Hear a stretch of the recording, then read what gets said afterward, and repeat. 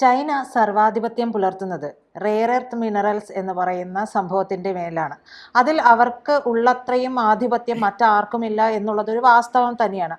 ഇതുമായി ബന്ധപ്പെട്ടിട്ടാണ് അമേരിക്കയ്ക്ക് അവരൊരു തിരിച്ചടി കൊടുത്തത്. അതായത് ഇത് ഞങ്ങൾ നിങ്ങൾക്ക് തരില്ല, ഇനി നിങ്ങൾ എന്താന്ന് വെച്ചാൽ നോക്കിക്കുക, ഇത്രയും തീരുവ നിങ്ങൾ ചുമത്തുകയാണെങ്കിൽ ഞങ്ങൾ ഇതും തരില്ല എന്നാണ് പറഞ്ഞത്. പക്ഷേ ഇന്ത്യക്ക് തരുന്നതിനോട് അവർക്ക് വലിയ ബുദ്ധിമുട്ടോ അതൊരു താല്പര്യക്കുറവോ ഒന്നുമില്ല. ഇപ്പോൾ ഇന്ന് കഴിഞ്ഞ ദിവസം അവരുടെ വിദേശകാര്യമന്ത്രി, ചൈനീസ് വിദേശകാര്യമന്ത്രി നമ്മുടെ രാജ്യത്ത് എത്തിയപ്പോൾ പറഞ്ഞിട്ടുള്ള കാര്യവും ഇത് തന്നെയാണ് എന്നുള്ളതാണ് പുറത്തു വരുന്നത്. അതായത് ഇപ്പോൾ ഇന്ത്യയും ചൈനയും തമ്മിലുള്ള ബന്ധം, വ്യാപാര ബന്ധമൊക്കെ വളരെ ശക്തിപ്പെടുന്ന ഒരു സാഹചര്യത്തിലേക്ക് വരുന്നു. നമുക്ക് റെയർ എർത്ത് മിനറൽസ് എത്ര വേണമെങ്കിലും തരാമെന്നുള്ള തരത്തിലേക്ക് വരുന്നു. ഇത് കണ്ട് സഹിക്കാനോട്ട് അമേരിക്കയ്ക്കും കഴിയാത്ത ഒരു സാഹചര്യം. അപ്പോൾ ഇത് എങ്ങനെയായിരിക്കും? ഒരു പക്ഷേ അമേരിക്കയ്ക്ക് ഇതിനെ മറികടക്കാൻ കഴിയുമോ? നമ്മളുമായിട്ടുള്ള ബന്ധം ഇത്രത്തോളം ശക്തിപ്പെടുമ്പോൾ അത് എങ്ങനെ അമേരിക്കയെ ബാധിക്കും? എന്തായിരിക്കും അതിലേക്ക് സംഭവിക്കാൻ പോകുന്നത്? ശരിക്കും പറഞ്ഞാൽ ഈ അപൂർവ ധാതുക്കൾ എന്ന് പറഞ്ഞാൽ എല്ലാ രാജ്യങ്ങളിലുമുള്ള ഒരു സാധാരണ മിനറൽ എന്ന് പറയാം. പക്ഷേ അതിനെ കണ്ടെത്തി ഖനനം ചെയ്ത് സംസ്കരിച്ചെടുക്കുക എന്ന് പറയുന്നത് കുറച്ച് പ്രയാസമാണ്. അതിനകത്തുള്ള കുത്തകയാണ് ഈ ചൈനയുടെ കയ്യിലുള്ളത്. ഏതാണ്ട് 80 മുതൽ 90% വരെയുള്ള സാങ്കേതിക വിദ്യയും ചൈനയുടെ കയ്യിലാണെന്ന് പറയാം. അപ്പോൾ അവരത് കണ്ടെത്തി സംസ്കരിച്ച് അത് ആവശ്യമുള്ള അളവിൽ രൂപത്തിൽ മറ്റു രാജ്യങ്ങൾക്ക് എക്സ്പോർട്ട് ചെയ്യുക ചെയ്യുന്നത്. അപ്പോൾ അതുകൊണ്ട് തന്നെ അമേരിക്ക ആയിക്കോട്ടെ, യൂറോപ്പിലെ മറ്റു രാജ്യങ്ങളായിക്കോട്ടെ, ഇന്ത്യ ആയിക്കോട്ടെ, എല്ലാ രാജ്യങ്ങളും അവരെ ഡിപ്പെൻഡ് ചെയ്യും, അവരത് അയച്ചു തരും. ഇതാണ് ഇപ്പോൾ എന്താ ചെയ്യുന്നത്? ഈ ട്രേഡ് വാർ ശക്തമായതോടുകൂടി അമേരിക്കയ്ക്ക് ഒരു പണി കൊടുക്കാൻ ചൈന തീരുമാനിച്ചു. അപ്പോൾ ചൈനയുടെ ഉരുക്കുകോട്ടയ്ക്കുള്ളിൽ ഇത്തരത്തിലൊരു ശീതയുദ്ധത്തിന് ഗുണകരമായ ഒരു വെപ്പണുണ്ട്. അതാർക്കും അറിയില്ലായിരുന്നു. അതവർ ഇപ്പോൾ പുറത്തെടുത്തു. എന്നിട്ട് പറഞ്ഞു, ഞങ്ങളിങ്ങനെ തരുന്ന ഈ റെയർ എർത്ത്സിന് ചില നിയന്ത്രണങ്ങൾ ഞങ്ങളുടെ സർക്കാർ ഏർപ്പെടുത്തി, ഞങ്ങളുടെ ഗവൺമെൻറ് അതിന് ലൈസൻസ് ഏർപ്പെടുത്തിയെന്നാണ് പറയുന്നത്. അതായത് ഗുണമേന്മയുള്ള ഈ സൈനിക ഉപകരണങ്ങൾ അല്ലെങ്കിൽ പ്രതിരോധ ഉപകരണങ്ങൾ ഇതൊക്കെ നിർമ്മിക്കണം. പിന്നെ നമ്മൾ നിത്യേന ഉപയോഗിക്കുന്ന കമ്പ്യൂട്ടർ, മൊബൈൽ ഫോണ്, സ്പീക്കർ, ഇതിനകത്തൊക്കെ ഇത് ഉപയോഗിക്കാം. ഇലക്ട്രിക്കൽ വെഹിക്കിൾ, ഇലക്ട്രിക്കൽ ഓടുന്ന കാറുകൾ, അതുപോലെ തന്നെ ഈ ടർബൈനുകൾ, അതായത് കാറ്റിൽ നിന്ന് വൈദ്യുതി ഉൽപ്പാദിപ്പിക്കുന്ന അതിനുപയോഗിക്കുന്ന ടർബൈനുകൾ, ഇതിനെല്ലാം തന്നെ ഈ അപൂർവ ധാതുക്കൾ വളരെ അവശ്യ ഘടകമാണ്. അപ്പോൾ ഇതുള്ള സ്ഥലങ്ങളിലൊക്കെ ചൈന നേരത്തെ തന്നെ നിക്ഷേപം നടത്തുകയും അവിടെ നിന്ന് അത് ഖനനം ചെയ്യാനുള്ള സാങ്കേതിക വിദ്യകൾ അവിടെ സ്ഥാപിക്കുകയും ചെയ്തു. അതുകൊണ്ടാണ് ഇവർക്ക് ഇത്രയും വലിയ കുത്തക കിട്ടിയത്. ഇപ്പം എന്താ പ്രശ്നം എന്ന് പറഞ്ഞാൽ ഇന്ത്യയുമായിട്ട് ചൈനയ്ക്ക് ബന്ധം കൂടുതൽ ദൃഢമാക്കണം. അങ്ങനെയാണ് വാങ്ങി ഇന്ത്യയിൽ വന്നപ്പോൾ സാധാരണഗതിയിൽ നമ്മുടെ വിദേശകാര്യമന്ത്രിയുമായിട്ട് കൂടിക്കാഴ്ച നടത്തുന്നു, പ്രതിരോധ ചുമതലയുള്ള അവരുമായിട്ട് കൂടിക്കാഴ്ച നടത്തുന്നു. പക്ഷേ ഇന്ത്യൻ പ്രധാനമന്ത്രി നരേന്ദ്രമോദിയെ നേരിട്ട് കാണുന്നു. പ്രോട്ടോകോൾ അനുസരിച്ച് അങ്ങനെ കാണേണ്ട കാര്യമില്ല. പക്ഷേ ഇന്ത്യൻ പ്രധാനമന്ത്രിയെ ചൈനയിൽ നടക്കുന്ന ഷാങ്ഹായ് ഉച്ചകോടിയിലേക്ക് ക്ഷണിക്കുക, ഔദ്യോഗികമായ ക്ഷണം, അതാണ് ഷീ ജിൻപിങ് ഏൽപ്പിച്ച ഉത്തരവാദിത്വം. അത് നിർവഹിച്ചു. അത് ചെയ്തപ്പോഴാണ് പറയുന്നത്, അമേരിക്ക ഉൾപ്പെടെയുള്ള രാജ്യങ്ങൾക്ക് ഞങ്ങൾ ഈ ധാതുക്കൾ കയറ്റുമതി ചെയ്യുന്നതിൽ നിയന്ത്രണം ഏർപ്പെടുത്തി, പക്ഷേ ഇന്ത്യക്ക് അതില്ല. അപ്പോൾ നമുക്ക് യൂറിയ തരുന്നതിലും ചില നിയന്ത്രണങ്ങളുണ്ടായിരുന്നു. യൂറിയ ഉൾപ്പെടെയുള്ള രാസവളങ്ങൾ മുൻ വർഷങ്ങളിൽ നൽകിയതിൻ്റെ 20% കുറച്ചാണ് ഇത്തവണ നൽകിയത്. ഇനി അതുണ്ടാവില്ല. ആ നിയന്ത്രണം ഞങ്ങൾ പിൻവലിച്ചു. ഒപ്പം റെയർ എർത്ത്സ് കൂടെ തരും. ഇപ്പോൾ ഇവിടെ പറയുന്നത് നിയോഡിയം, ഡിസ്പ്രോമിയം, സെർബിയം, യൂറോപ്യം, സെറിയം തുടങ്ങിയ 17 മൂലകങ്ങളാണ്. ഈ മൂലകങ്ങൾ ഇങ്ങനെ ചൈന കുത്തകയാക്കി വെക്കുന്നതായിരിക്കും കൃത്യമായിട്ട് ഇന്ത്യ തിരിച്ചറിഞ്ഞു. അതുകൊണ്ട് തന്നെ ഇന്ത്യയും ഓസ്ട്രേലിയയും ജപ്പാനും തമ്മിൽ ഈ റെയർ എർത്തുകളുടെ ഒരു അലയൻസ് ഉണ്ടാക്കിയിട്ടുണ്ട്. അതിൽ ഇന്ത്യയും ഓസ്ട്രേലിയയും തമ്മിലുള്ള ബന്ധമാണ് കൂടുതൽ ദൃഢമായത്. കാരണം ഓസ്ട്രേലിയക്ക് ഇത്തരത്തിലുള്ള അപൂർവ ധാതുക്കൾ ഖനനം ചെയ്ത് സംസ്കരിച്ചെടുക്കാനുള്ള സാങ്കേതിക വിദ്യയുണ്ട്. നമ്മുടെ കയ്യിലാണ് അപൂർവ ധാതുക്കളുടെ വലിയ ശേഖരമുണ്ട്.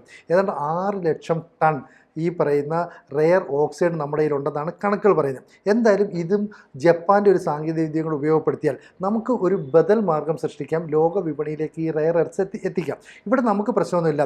ചൈന ഇപ്പോൾ പറയുന്നത് എന്താണെന്ന് വെച്ചാൽ, ഇന്ത്യയുമായിട്ടുള്ള വ്യാപാര ബന്ധം ദൃഢമാക്കാൻ വേണ്ടിയിട്ട് ഈ റെയർ എർത്ത് നമ്മുടെ കൂടെ തരാം, നമ്മൾക്ക് എത്രയാണോ ആവശ്യമുള്ളത് അതിനനുസരിച്ച് തരുന്നതിന് ഒരു നിയന്ത്രണവുമില്ല. അപ്പം ഗുണമേന്മയുള്ള മിസൈൽ നിർമ്മിക്കുന്ന, എയർക്രാഫ്റ്റ് നിർമ്മിക്കുന്ന, അല്ലെങ്കിൽ ഈ റഡാറുകൾ നിർമ്മിക്കുന്ന ഇത്തരത്തിലുള്ള അപൂർവ ധാതുക്കൾ കയറ്റി അയക്കുന്നതിൽ അമേരിക്കയ്ക്ക് മേൽ നിയന്ത്രണം ഏർപ്പെടുത്തിയിട്ടുണ്ടെങ്കിലും ഇന്ത്യക്ക് മേലില്ല. അപ്പോൾ ഇന്ത്യയുമായിട്ടുള്ള ബന്ധം കുറച്ചുകൂടെ ദൃഢമാകും. ഇനി മറ്റൊരു കാര്യത്തിലേക്ക് വന്നു. ഇന്ത്യയും ചൈനയും തമ്മിൽ അതിർത്തിയിൽ വലിയ പ്രശ്നമാണ്. അതാണ് ആത്യന്തികമായ പ്രശ്നം. ഇവിടെ പറയുന്നു, നമുക്ക് അതിർത്തി പുനർനിർണ്ണയിക്കാം. പുനർനിർണ്ണയിക്കാം. അതിർത്തി പുനർനിർണ്ണയിക്കുന്നതിൻ്റെ ഭാഗമായിട്ട് നേരത്തെ ഈ ഗാൽവാൻ സംഘർഷമുണ്ടായി. ഈ സംഘർഷത്തെ തുടർന്നാണ് പിന്നീട് മോദിയും ഈ ഷീ ജിൻപിങ് തമ്മിലൊരു കൂടിക്കാഴ്ച നടത്തി. ആ കൂടിക്കാഴ്ചയ്ക്ക് ശേഷം ഡെപ്സാങ്, ഡെംജോക്ക് തുടങ്ങിയ മേഖലകളിൽ അവരുടെ ആർമിയെ പിൻവലിച്ചു. ഇപ്പോൾ ആ ഭാഗത്ത് സംഘർഷമൊന്നുമില്ല. പക്ഷേ എങ്കിലും ഇന്ത്യയും ചൈനയും ബോർഡർ പങ്കിടുന്നിടത്ത് ചിലയിടത്ത് സംഘർഷമുണ്ട്. ഈ സംഘർഷം കൂടെ അവസാനിപ്പിക്കാമെന്നാണ് ഈ വാങ്ങി ഇവിടെ വന്നപ്പോൾ നൽകിയിരിക്കുന്ന ഒരു നിർദ്ദേശം. അതിനെ നമ്മൾ ഇരു കൈ നീട്ടി സ്വീകരിക്കുന്നുണ്ട്. അതിനിടെ എനിക്ക് ചോദിച്ചൊരു സംശയം എന്ന് പറയുന്നത്, നമുക്ക് ഈ റെയർ എർത്ത് മിനറൽസ് കിട്ടാതെ ആയപ്പോഴാണ് നമ്മുടെ പ്രധാനമന്ത്രി 5 രാജ്യങ്ങളിലേക്ക് യാത്ര ചെയ്തത്. ഈ 5 രാജ്യങ്ങളിലും അപൂർവമായിട്ടുള്ള ഇത്തരത്തിലുള്ള ധാതുക്കളുണ്ട്. സത്യത്തിൽ ചൈന ഒരു നിമിഷമെങ്കിലും കരുതിയിട്ടുണ്ടാകില്ല ഇത് നമ്മുടെ ഒരു പുരോഗതി എന്ന് പറയുന്നത് ചൈനയെ സംബന്ധിച്ചും സഹിക്കാൻ പറ്റുന്ന ഒരു കാര്യമൊന്നുമല്ല. നമ്മൾ അത്രത്തോളം GDP-യിലൊക്കെ വളർന്നു കഴിഞ്ഞിട്ടുണ്ട്. അപ്പോൾ ഈ ഒരു വഴി പോകുമ്പോൾ ഈ ഒരു വെടി ഇപ്പുറത്തും കിട്ടിക്കോട്ടെ എന്നുള്ള ഒരു ചിന്ത ഒരു പക്ഷെ ചൈനയ്ക്ക് ഉണ്ടാകാം എന്ന് കരുതിക്കൂടെ? അതിൻ്റെ ഭാഗമായിട്ടല്ലേ മോദി 5 രാജ്യങ്ങളിൽ പോവുകയും അവിടെയുള്ള അപൂർവ ധാതുക്കൾ നമ്മുടെ നാട്ടിലേക്ക് കയറ്റുമതി ചെയ്യുന്നതുമായി ബന്ധപ്പെട്ടിട്ടുള്ള ധാരണകളിൽ ഏർപ്പെടുകയും ഒക്കെ ചെയ്തത്? അതിനുശേഷമല്ലേ വാങ്ങിയുമായിട്ടുള്ള ഈ കൂടിക്കാഴ്ച വരുന്നതും ഇത്തരത്തിൽ നമുക്ക് അപൂർവ ധാതുക്കൾ തരാമെന്നുള്ള ഒരു കാര്യത്തിലേക്കൊക്കെ എത്തിച്ചേരുന്നതും? അങ്ങനെ തന്നെ പറയാം. കാരണം എന്ന് പറയുമ്പോൾ നമുക്കറിയാം, ഈ നരേന്ദ്രമോദി പ്രധാനമന്ത്രിയായിട്ട് 3ാം തവണ സത്യപ്രതിജ്ഞ ശേഷം അദ്ദേഹം നടത്തുന്ന ഏറ്റവും ദീർഘമായ ഒരു യാത്ര, വിദേശ പര്യടനം, അതാണ് 5 രാജ്യങ്ങൾ സന്ദർശിച്ചത്. ലാറ്റിൻ അമേരിക്കൻ രാജ്യങ്ങളായ ബ്രസീലിലേക്കും അർജന്റീനയിലേക്കും ആദ്യം പോകുന്നു. അപ്പോൾ നമ്മൾ ആദ്യം വിചാരിച്ചു ഈ ബ്രസീൽ, അർജന്റീന ഒക്കെ പറയുക ഫുട്ബോളിൻ്റെ കാര്യമാണ്, അതിനുള്ള നമ്മൾ കൂടുതൽ മെച്ചപ്പെടാൻ, അതൊന്നും അല്ലായിരുന്നു. അപൂർവ ധാതുക്കളുടെ, ചെമ്പ് ഉൾപ്പെടെയുള്ള അപൂർവ ധാതുക്കളുടെ ഒരു വലിയ ശേഖരം ഈ രാജ്യങ്ങളുണ്ട്. അതുകൊണ്ട് ഈ രാജ്യങ്ങളുമായിട്ട് നല്ലൊരു ബന്ധം സ്ഥാപിക്കാനായിട്ട് ശ്രമിക്കുന്നു. അതിനുശേഷം നമ്മൾ ഖാനയിലേക്ക് പോകുന്നു. ഖാനയിലേക്ക് ഏതാണ്ട് 30 വർഷത്തിന് ശേഷമാണ് ഒരു ഇന്ത്യൻ പ്രധാനമന്ത്രി പോകുന്നത്. ഖാനയുമായിട്ട് ചർച്ച നടത്തുന്നു. അതിനുശേഷം ട്രിനിഡാഡ് ആൻഡ് ടുബാഗോ എന്ന് പറയുന്ന ഒരു അടുത്തൊരു യൂറോപ്പ് ആഫ്രിക്കൻ കൺട്രിയിലേക്ക് അവിടേക്ക് ചെല്ലുന്നു. അവരുമായിട്ട് നല്ല ബന്ധം പുലർത്തുന്നു. അത് കഴിഞ്ഞ് നമീബിയയിൽ പോകുന്നു. അപ്പോൾ ഈ 3 രാജ്യങ്ങളും സാധാരണഗതിയിൽ ചൈനയുമായിട്ട് ബന്ധം സ്ഥാപിക്കേണ്ടതാണ്. പക്ഷേ ചൈനയുടെ പ്രശ്നം അവരുടെ സ്വാർത്ഥതയും അവരുടെ കച്ചവട താല്പര്യങ്ങളും മാത്രമേ ഉള്ളൂ. അപ്പോൾ അവിടെ ഇൻവെസ്റ്റ്മെൻറ്റ് നടത്തിയാൽ അവർക്ക് വേറെ ചില താല്പര്യമുണ്ട്. അതുകൊണ്ടാണ് ഇന്ത്യ ഒരേ സമയം അർജന്റീനയും ബ്രസീലും ഖാനയും നമീബിയയും ട്രിനിഡാഡ് ആൻഡ് ടുബാഗോയും സന്ദർശിക്കുന്നത്. ഈ സന്ദർശനത്തിലൂടെ അവർ ചെയ്തത് ഇന്ത്യക്ക് എപ്പോൾ റെയർ എർത്ത്സ് വേണോ അത് ഞങ്ങൾ തരാമെന്ന്. അതാണ് ഇപ്പോൾ പറഞ്ഞത്. അതായത് ചൈന ഇപ്പോൾ നമ്മളോട് സഹകരിച്ച് എന്താണെന്ന് വെച്ചാൽ, ചൈന നമുക്ക് ഏതെങ്കിലും കാരണവശാൽ ഈ റെയർ എർത്ത്സ് തരാതെ പിടിച്ചിട്ടാൽ നമുക്ക് ഇവരുമായിട്ട് സഹകരിക്കാം. അതുകൊണ്ട് ഇത്തരം രാജ്യങ്ങളിൽ ഈ റെയർ എർത്ത്സ് ഉണ്ടെന്ന കാര്യം അമേരിക്കയ്ക്കും അത്ര ധാരണയില്ലായിരുന്നു. അതുകൊണ്ടാണ് ലാറ്റിൻ അമേരിക്കൻ രാജ്യങ്ങളുമായിട്ട് പുതുതായിട്ട് നമ്മളൊരു ബന്ധം ഇവിടെ തുടങ്ങി വെച്ചതും. ഈ ധാതുക്കൾ നമ്മൾ ഇവിടെ നിന്ന് കിട്ടുമെന്ന് ഉറപ്പായതുകൊണ്ടാണ് ചൈന പറയുന്നത് നമ്മൾ അങ്ങനെ പോകേണ്ട കാര്യമില്ല, നിങ്ങൾക്കുള്ള റെയർ എർത്ത്സ് ഞങ്ങൾ കൃത്യമായിട്ട് തരും, നിങ്ങൾക്കുള്ള വളവും യൂറിയയും ഉൾപ്പെടെയുള്ള കാര്യങ്ങൾ ഞങ്ങൾ നിയന്ത്രണം ഏർപ്പെടുത്തി, അത് ഞങ്ങൾ പിൻവലിച്ചു. ഇതൊക്കെ പറയുന്നതിൻ്റെ കാരണം എന്താ? ഇന്ത്യ ചൈനയിലേക്ക് ഇപ്പോൾ വിമാന സർവീസ് നേരിട്ട് ആരംഭിക്കുകയാണ്. COVID-19 ഉണ്ടായ സമയത്ത് നമ്മൾ നിർത്തിവെച്ചതാണ്. അപ്പോൾ നമ്മൾ നേരിട്ട് ഡയറക്റ്റ് ഫ്ലൈറ്റ് പോകുന്നു. വിമാന കമ്പനികൾക്ക് നിർദ്ദേശം നൽകി. ഇനി ചൈനീസ് ടൂറിസ്റ്റുകൾക്ക് ഇങ്ങോട്ടേക്ക് വരാനുള്ള ടൂറിസ്റ്റ് വിസകൾ അനുവദിച്ചു. അപ്പോൾ രാജ്യങ്ങൾ തമ്മിലുള്ള ബന്ധം കൂടുതൽ ദൃഢമായി. അപ്പോൾ ഇരു രാജ്യങ്ങളും തമ്മിലുള്ള വ്യാപാര ബന്ധം കുറച്ചുകൂടി മെച്ചപ്പെടുത്തണം. അപ്പോൾ അതിർത്തിയിലെ പ്രശ്നങ്ങളാണ് ഇരു രാജ്യങ്ങളെയും തമ്മിൽ വേർതിരിക്കുന്നതെന്നും അവിടെ വ്ളാഡിമിർ പുടിൻ്റെ നേതൃത്വത്തിലുള്ള റഷ്യ ഇടപെടുമെന്നുമുള്ള ഒരു ധാരണ ഈ 2 രാജ്യങ്ങൾക്കുമുണ്ട്. അതുകൊണ്ടാണ് ഇപ്പോൾ ഷിയെ സംബന്ധിച്ചിടത്തോളം അമേരിക്ക താരിഫ് യുദ്ധം പ്രഖ്യാപിച്ചാൽ ഞങ്ങൾ ഈ റെയർ എർത്ത് അങ്ങോട്ട് കൊടുക്കില്ല. ഇവിടെ ഇന്ത്യക്ക് തരാതെ ഒരു നിഷേധം കാണിച്ചാൽ ഇന്ത്യ നേരെ ഈ രാജ്യങ്ങളുമായിട്ടുള്ള ബന്ധമുള്ളതുകൊണ്ട് അവിടുന്ന് മേടിക്കും. കൂടാതെ നമ്മൾ ഓസ്ട്രേലിയയുമായിട്ട് ഇതുവരെ റെയർ എർത്ത്സ് ശേഖരിക്കുന്നതിനുള്ള ഒരു കരാറിൽ നേരത്തെ ഒപ്പിട്ടിട്ടുണ്ട്. പക്ഷേ അതൊക്കെ ഒന്ന് ആയി വരണമെങ്കിൽ കുറച്ച് വർഷം പിടിക്കും.